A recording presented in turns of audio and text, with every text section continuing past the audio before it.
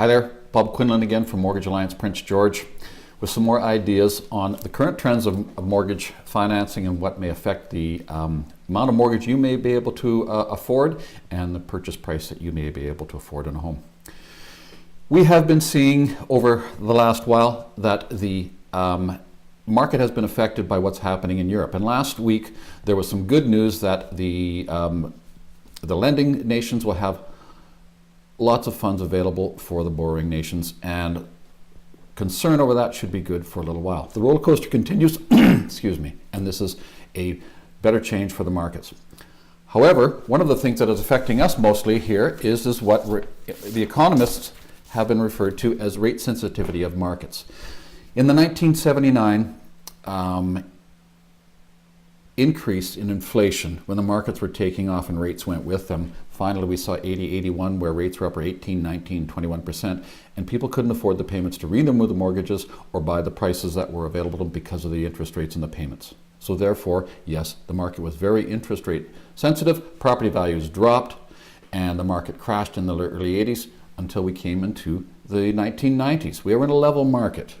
And I noticed that in real estate, when the rates went up a little bit, all of a sudden people clamored to the banks in order to borrow because they were afraid the rates were going to take off. When rates came down, it didn't really increase much, but it gave the affordability to people to be able to purchase. Again, rates did affect people's purchasing decisions or their ability to purchase. Let's come up into 2001 when we had 9/11 and the interest rates crashed after the falling of the Twin Towers.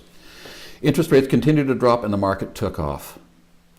All of a sudden, we had things like increased amortization to 30 years. And then we had 35-year amortization increasing.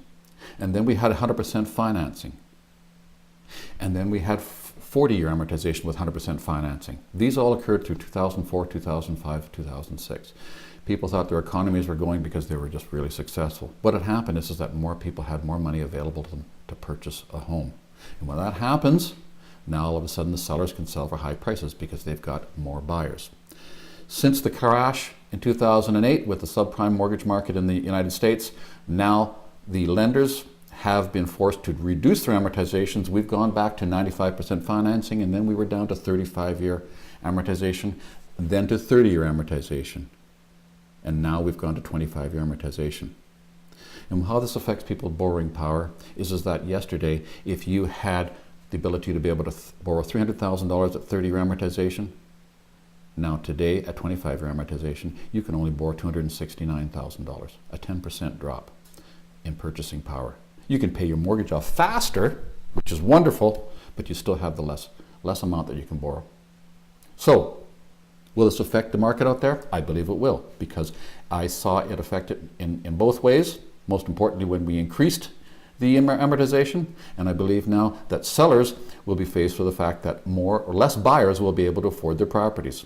So then they'll have to decide whether or not they can sell at a lower price or not. I figure we may have, say, a 3 or 4% reduction in the market.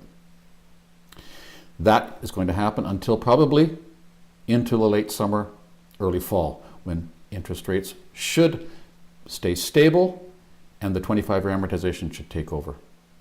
How this affects you and your mortgage and your abilities to be able to borrow, we can talk about that if you call me at 564-9161. My name is Bob Quinlan from Mortgage Alliance Prince George.